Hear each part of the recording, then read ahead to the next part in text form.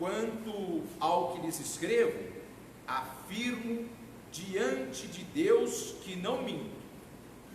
A seguir, fui para as regiões da Síria e Cilícia.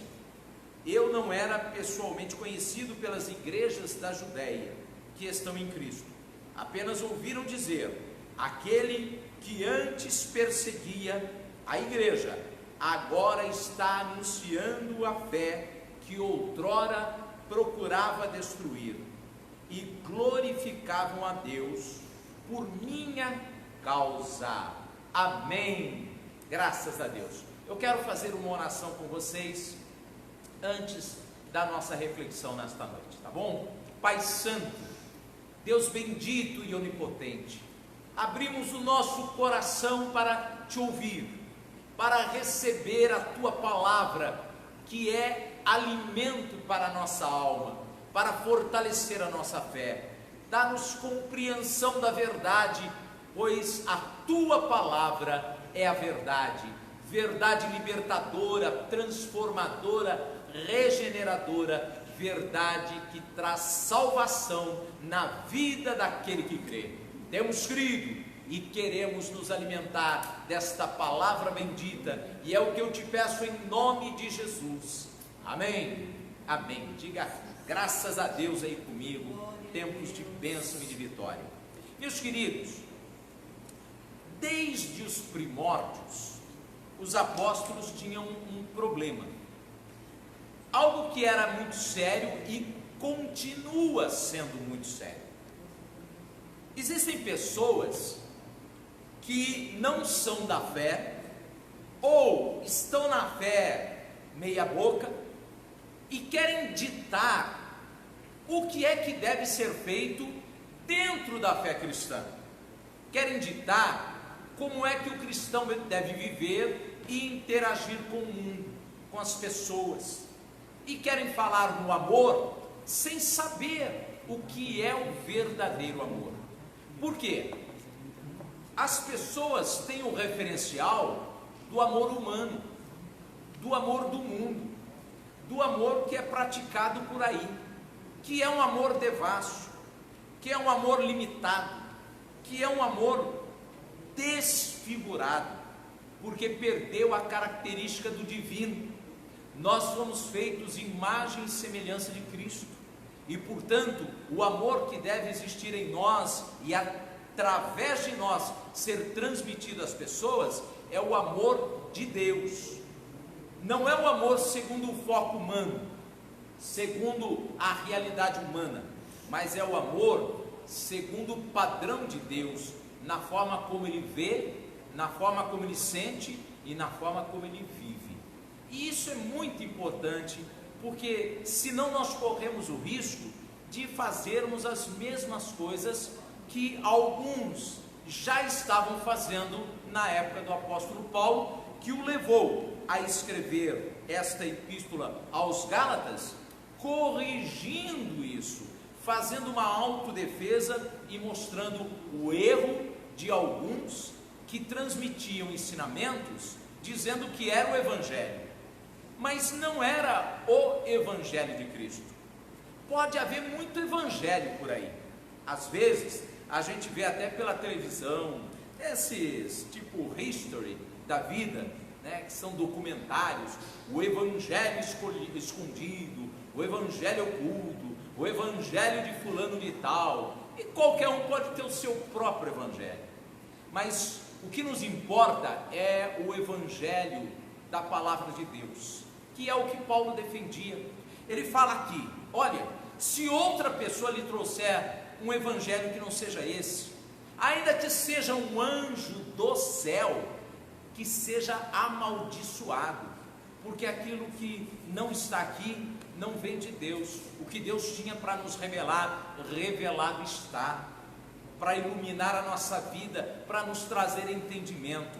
Daí a importância de você se apegar aos ensinamentos da palavra de Deus.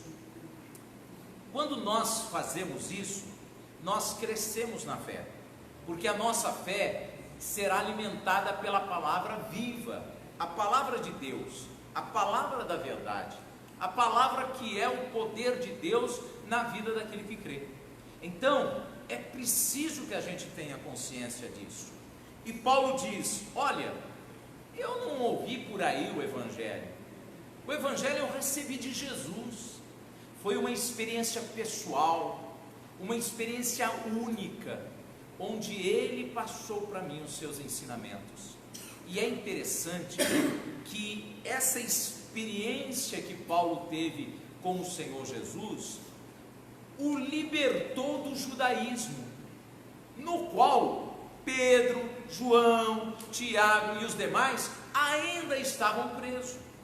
Apesar deles terem vivido com Jesus, aprendido de Jesus, eles transmitiam um evangelho atrelado, apegado e aprisionado às tradições judaicas, como se o centro do universo ainda fosse o judaísmo. Mas o centro do universo é o Senhor Jesus Cristo, que se abriu para todos, morrendo de braços abertos para acolher em seus braços a humanidade, todo aquele que viesse a crer. E o apóstolo Paulo deixa bem claro: judeus e não judeus, qualquer pessoa, porque Jesus é o caminho, não é o judaísmo, não é uma das igrejas dentro da religião cristã, não é aquela denominação ou aquela outra, ou não é, é o Senhor Jesus Cristo. Jesus morreu por você e por mim na cruz do Calvário, mas Ele morreu também por toda a humanidade, e todos precisam ouvir essa mensagem, e era o que Paulo, apóstolo, defendia, e é o que nós precisamos defender também, o evangelho genuíno da palavra de Deus, porque nos dias atuais, a gente ouve muito pessoas defendendo posturas, comportamentos que contrariam a palavra de Deus, e defendem em nome de um pretenso amor, e justificam em nome, repito, também de um pretenso amor. Mas o amor de Deus, ele está revelado em Cristo Jesus para a salvação de todo aquele que em Cristo crê. Não é só crer em Deus, é em Cristo. Ele é o caminho, Ele é a verdade, nele está a vida, e os seus ensinamentos são de obediência ao Pai Celestial. A Bíblia diz que ele foi obediente até a morte, e morte de cruz. Obediência é a base, é o alicerce. Jesus sempre ensinou isso, e Ele falou: só haverá amizade entre nós se vocês me obedecerem. Não é se vocês fizerem o que vocês acham que deve ser feito, ainda que seja em nome do amor. Não é assim que funciona. Jesus, sendo Deus, obedeceu ao Pai e veio aqui e assumiu a forma humana, o que para ele foi uma grande humilhação.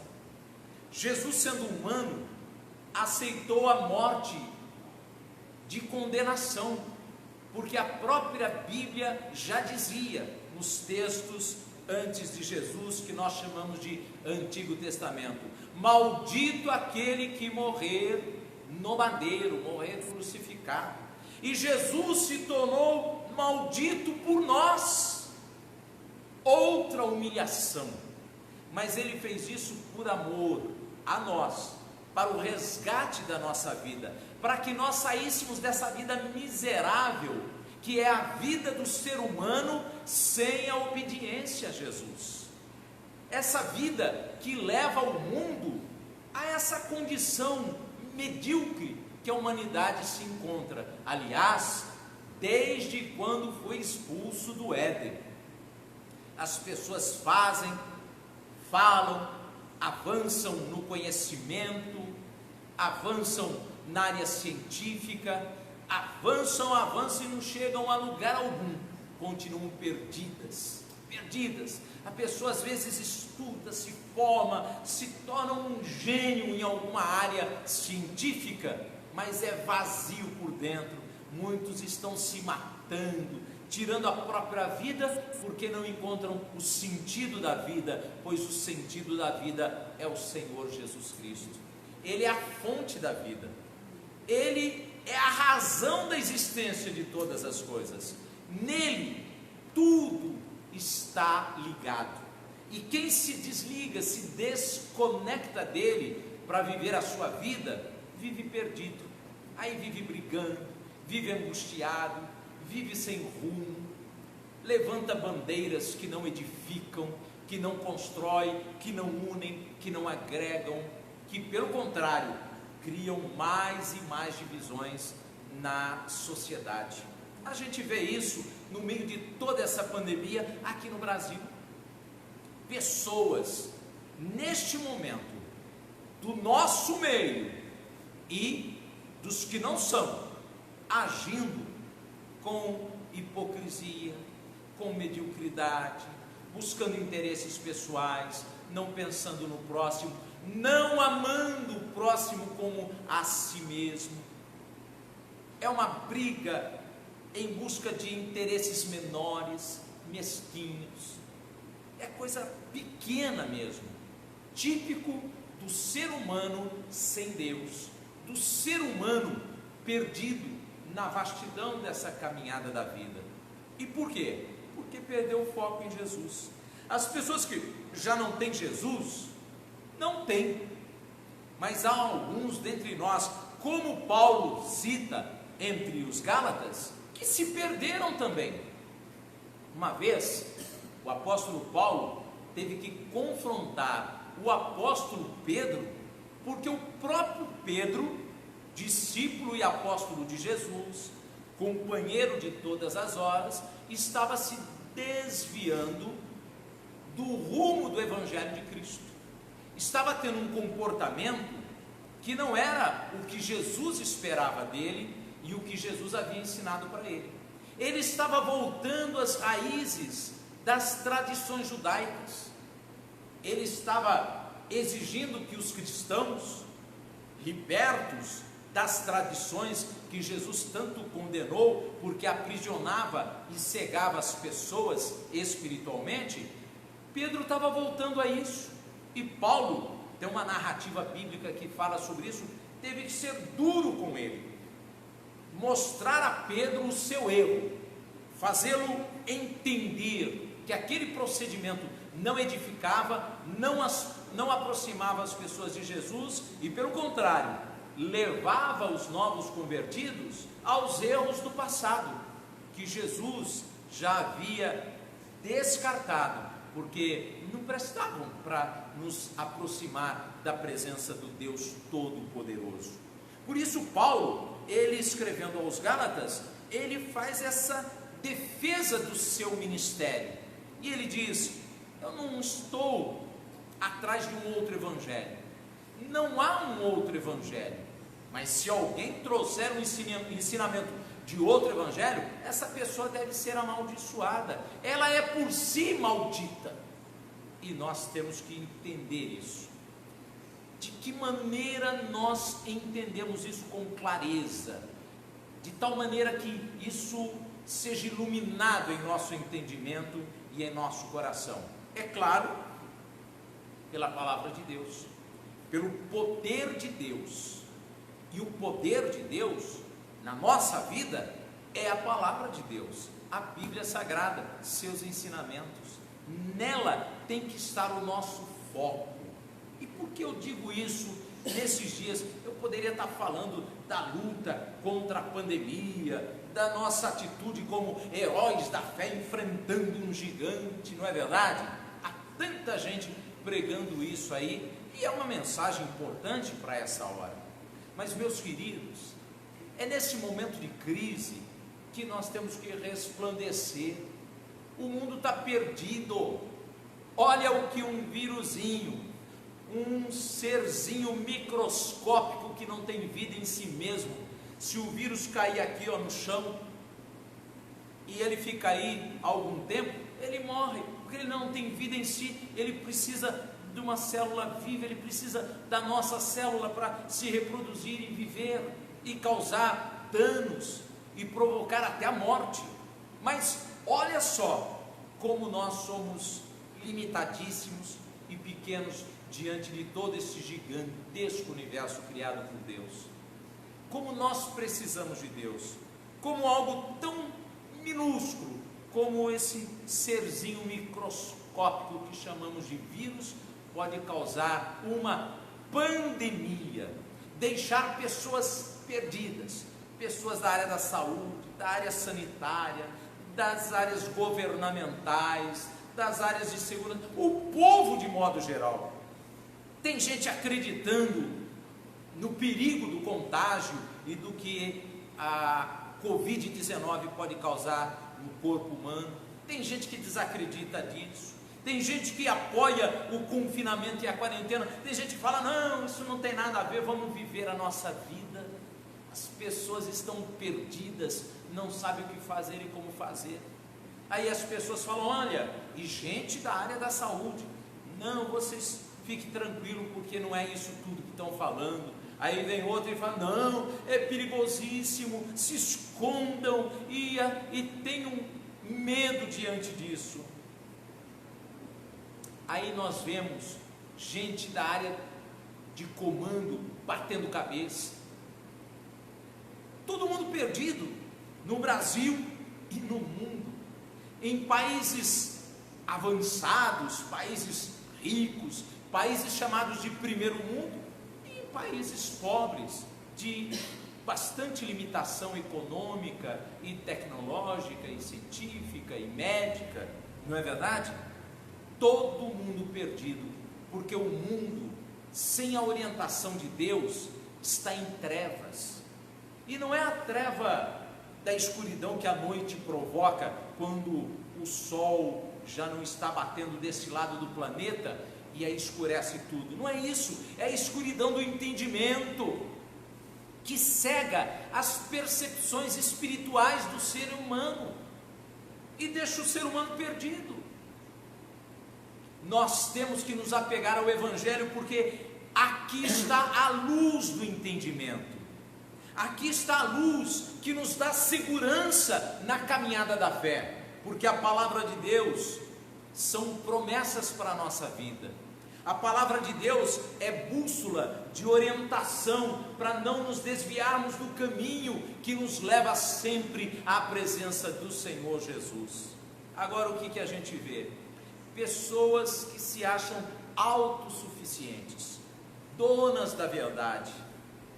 E hoje, gente, cada um tem a sua verdade, cada grupo tem a sua verdade, cada religião tem a sua verdade, mas a verdade que liberta é a de Jesus Cristo, não é de outra pessoa, não é de uma denominação qualquer, não é de uma religião qualquer, seja ela qual for. Só Jesus Cristo é a luz do mundo que resplandeceu nas trevas e as trevas não puderam contra ela. E essa luz está aqui, são os ensinamentos da palavra de Deus. E por isso Paulo já dizia há quase 2000 anos: não deem ouvidos a outros evangelhos, a outros ensinamentos, a outras pessoas, a outros pregadores, por mais eloquentes e por mais positivos que possam parecer, com mensagens que parecem sensatas, mas se não estiverem alicerçadas nesta palavra escrita, não é o Evangelho de Cristo, e portanto não é para a tua vida, não é para a minha vida, não leva a salvação, porque só Jesus Cristo salva, só Jesus Cristo nos fortalece, só Jesus Cristo tira essa angústia, esse medo, esse pavor que o mundo todo está sofrendo agora. Só Jesus Cristo tira as incertezas, porque Ele nos dá segurança. Nós caminhamos pela fé, pela confiança nos seus ensinamentos, na sua palavra, que é viva, que é eficaz, que não volta vazia, que vai e opera aquilo que Deus determinou que operasse. Gente querida, nós temos que aproveitar esse tempo para nos voltarmos para a palavra de Deus, para nos apegarmos aos ensinamentos de Cristo, para fortalecermos a nossa fé. Hoje de manhã, no culto matinal, eu ainda falava desta questão importante. Aliás, acho que ontem à noite também, na live da meia-noite, abordei isso.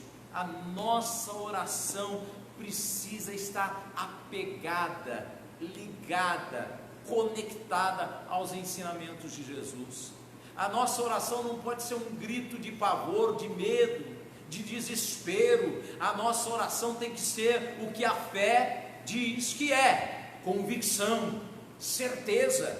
Quem tem convicção não está perdido. Quem tem convicção sabe o que está fazendo. Quem tem convicção tem segurança, não fica batendo cabeça. O mundo bate cabeça, porque não tem convicção espiritual de nada. O mundo jaz no maligno, o mundo é matéria, o mundo só confia naquilo que a percepção humana, os sentidos humanos podem dominar. Mas nós cremos num Deus que é Espírito, e que os seus verdadeiros adoradores, seguidores, também agem neste nível da espiritualidade de Deus, porque tem muita coisa no mundo chamado de espiritualidade, viu? É muito frequente alguém que não conhece a fé cristã, tal como ela é, me escrever, me mandar um recadinho em alguma rede social e falar assim: pastor, olha, eu estou passando por tal coisa, manda uma energia positiva aí para mim, olha, manda uma luz aí para mim. Olha, gente, a fé não é isso, de mandar uma luz, mandar uma energia. A fé é compromisso com Deus. A fé é convicção de que os ensinamentos de Deus valem para a nossa vida, não importa o que está acontecendo, não importa o transtorno que estamos vivendo, não importa a catástrofe que esteja o mundo, não importa que estejamos debaixo de pandemia, não importa que estejamos dentro de uma quarentena mundial. A fé nos liberta, a fé em Jesus Cristo nos liberta, nos dá segurança. A fé em Jesus Cristo nos garante que é Ele que suprirá todas as nossas necessidades. Porque tem muita gente que durante a vida vai repetindo aí: o Senhor é o meu pastor e nada me faltará, e faz disso uma reza, porque repete, mas é agora que a nossa fé tem que ter a convicção de que verdadeiramente o Senhor Deus é o nosso pastor, e Ele vai cuidar de nós, Ele vai suprir nossas necessidades. Não se entregue ao desespero, ao medo e ao pavor, mas acredite no que a palavra de Deus diz, como neste salmo: Ele vai te levar a pastos verdejantes, o pão de cada dia não faltará na tua mesa, meu irmão, nem para você, minha irmã, nem para a tua família. O texto diz: Ele, o Senhor, que é o nosso pastor, nos levará a águas tranquilas, Ele vai refrigerar na nossa alma. É promessa, então acredita. Se você se entrega ao desespero, você faz coisas que não estão de acordo com a vontade de Deus.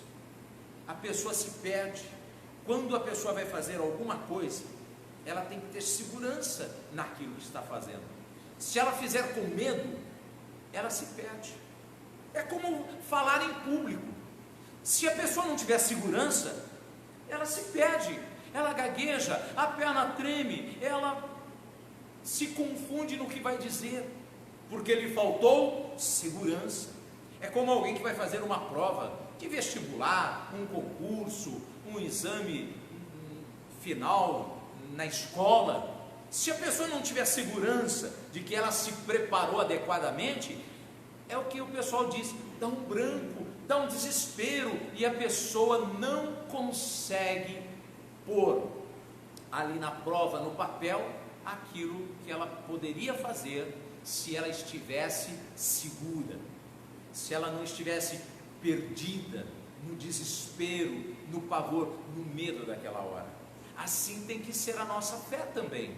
A nossa fé nas horas difíceis tem que nos trazer segurança de que o nosso Deus é conosco. Jesus prometeu: estarei com você todos os dias da tua vida. Ora, se não tivesse Bíblia, se não tivesse mais nenhum ensinamento, só esta promessa já seria suficiente para nos manter firmes na presença de Deus, sabendo que Jesus está conosco, e certamente sua vara e seu cajado iriam nos conduzir em segurança e nos consolar, ainda que tivéssemos que passar por um vale de sombra e de morte. Assim tem que ser a nossa vida com Jesus. Mas quando você, ou eu, ou qualquer pessoa que se diz de Jesus, começa a dar ouvido a outros ensinamentos, começa a dar ouvidos aos modismos que vêm por aí, às releituras do Evangelho, então essa pessoa começa a se desviar do caminho, se desviar da verdade de Deus, e aí ela emboca numa outra verdade, ou pretensa verdade. Só que essa pretensa verdade não leva a Jesus, e portanto não leva a Deus, e portanto não leva ao céu, e portanto não leva à salvação. Jesus ama você, e Ele quer conduzir a tua vida. Ele quer que através do Espírito Santo os teus passos, as tuas decisões sejam de convicção, de quem tem segurança e está descansando confiantemente à sombra do Onipotente. Descansando, essa é a expressão bíblica. Se nós não fizermos isso, gente querida, de que vale a nossa fé?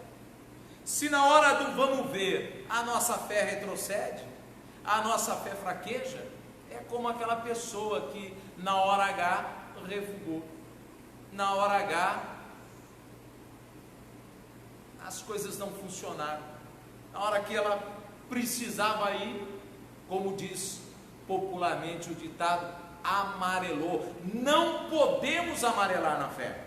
A nossa fé tem que ser convicção, certeza. Não tem meia certeza, né? Eu tenho quase certeza. Fé não pode ser quase certeza. Fé tem que ser certeza. Fé tem que ser convicção. E a fé na palavra de Deus. Não há outro evangelho. Ah, mas fulano está falando tal coisa. Beltrano, ainda que seja um anjo do céu, disse o apóstolo Paulo, não dê ouvidos, não creia, creia na Bíblia, na palavra de Deus, este livro milenar que não caduca, você lê ele todo dia e parece que todo dia a palavra de Deus se renova na nossa vida, porque ela é para o dia de hoje, é para a nossa vida agora, ela é uma palavra viva que não envelhece, que não sai de moda, ela é para a tua salvação, ela é a palavra de Deus, e Deus é o mesmo, ontem, hoje e eternamente. Assim são os seus ensinamentos, confiáveis. Por que que aqueles heróis da fé, que a Bíblia cita, heróis e heroínas da fé, que a Bíblia cita, foram vencedores? Porque tiveram essa postura. Nós olhamos para eles e falamos, nossa, que mulher maravilhosa, que homem fantástico, que postura dessa gente. Mas eles não eram melhores do que nós. Eles eram seres humanos iguais a nós, eles não eram sobre-humanos, eles não eram uma espécie de super-homem, super-mulher, era gente igual a gente, mas que tinha essa convicção, esta confiança no poder de Deus. Lembra o que Davi falou diante do gigante Golias, naquele confronto militar entre Israel e os filisteus? Aquele homem enorme, homem de guerra, preparado para a guerra, falou assim para Davi, que era um adolescente ainda. Ele, Golias, estava com todo equipamento de guerra, toda a armadura de guerra, espada, lança, escudo, capacete, peitoral, proteção das pernas, tudo. Davi não. Davi estava com uma roupa de pastor, porque ele era um rapaz que cuidava das ovelhas do pai. A única coisa que ele sabia era usar o cajado dele, de madeira, mas não dava para lutar com aquele guerreiro com aquele cajado. E ele sabia atirar pedra com uma tiradeira, uma espécie de estilingue, como a gente chama hoje. Era só o que ele sabia fazer. Mas quando eles vão para o confronto, o gigante, o Golias, já tenta intimidá-lo. Ele fala: moleque, eu vou te cortar agora em pedaços, eu vou acabar com você, eu vou dar tua carne para as feras do campo e para as aves de rapina. Já era por si só uma ação intimidadora muito forte. Mas Davi, ele tinha convicção de que Deus o enviara para aquele combate e que lhe daria vitória. Ele não sabia como, ele sabia que Deus lhe daria vitória. E Davi, ao invés de se intimidar, afastar e correr, a Bíblia diz que naquele instante Davi avançou, foi para cima do Golias. E ele falou assim: não, é o contrário. Você vem contra mim com espadas e lanças, mas eu vou contra ti em nome do Senhor Deus de Israel, a quem você está afrontando. E partiu para cima. Se a gente olhar a cena aqui na nossa cabeça pela ótica humana, Davi não tinha a menor chance.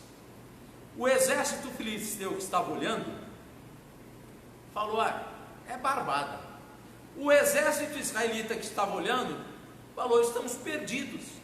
O único que acreditava nele mesmo, porque acreditava no poder de Deus, era Davi.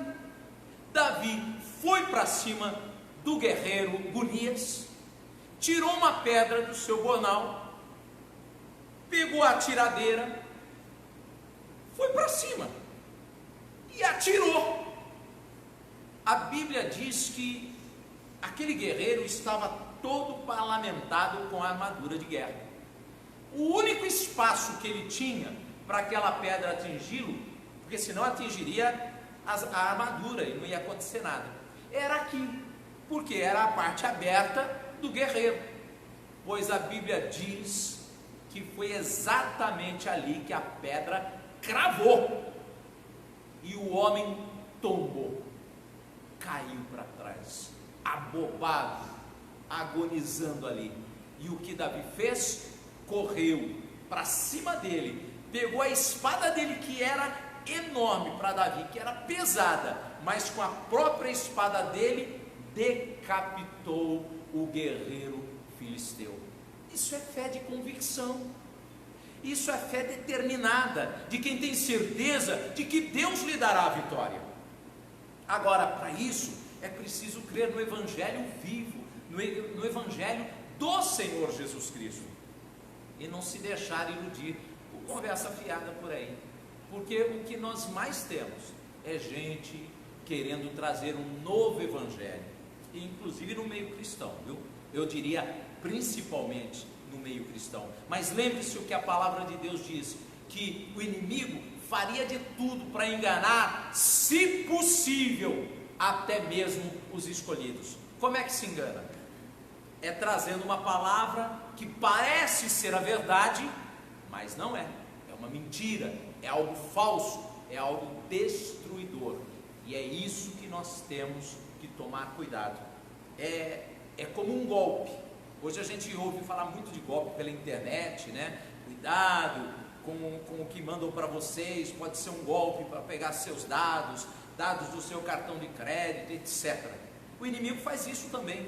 Ele aplica um golpe para ver se pega a nossa fraqueza, pega a nossa fragilidade, apanha a nossa força e a nossa coragem de confiar no invisível poder de Deus, invisível, mas real.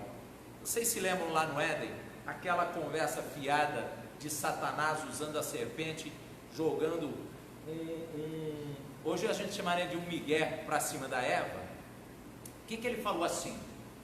Olha, por que você não está comendo daquele fruto? O que está acontecendo? Deus falou o que para você? Puxou a conversa ali, que está narrado em Gênesis. Eu acredito que você sabe muito bem sobre como é que foi.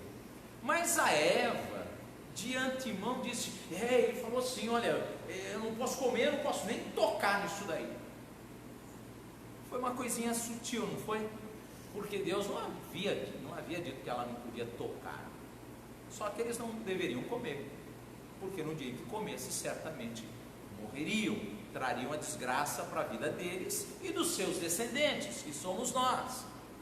Mas foi naquele momento que Satanás percebeu que havia no coração da Eva um desejo, uma curiosidade, alguma coisa chamava atenção, né? Por que não posso comer? Por que não devo comer? Por que será que Deus proibiu? É só essa, né? O que será que tem? E aí então ele traz uma outra informação, com um outro evangelho. Olha, eu vou dizer uma coisa para você, Eva. Sabe por que Deus falou para você não comer? Porque Ele sabe que no dia em que você comer, você será igual a Ele, conhecedor do bem e do mal. Olha só, jogou uma sementinha de dúvida no coração da Eva, jogou um evangelho falsificado, um ensinamento equivocado e errado, e Eva caiu. E olha no que deu. Ela, Adão e todos nós pecamos e por isso destituídos fomos da glória de Deus. Não é verdade? Isso é algo muito sério e muito importante para nós termos compreensão, para que a gente não caia no mesmo erro. Eu sei que está difícil, eu sei que é complicado este momento que é novo para todos nós, ninguém nunca viveu isso. Eu mesmo aqui, olha, falando para um celular, mas imaginando que eu estou agora falando para uma multidão. Eu estou olhando aqui um aparelhinho que não interage comigo, mas eu estou crendo que eu estou vendo os teus olhos, o teu sorriso, a tua expectativa, a tua fome e sede da palavra de Deus. É uma experiência nova, diferente, mas nós temos que vencer isso, nós temos que avançar e temos que ser mais do que vencedores, porque para essa finalidade Deus nos chamou, para sermos em tudo mais do que vencedores. Então, não olha para o problema é o gigante, é o guerreiro, é o que nos afronta.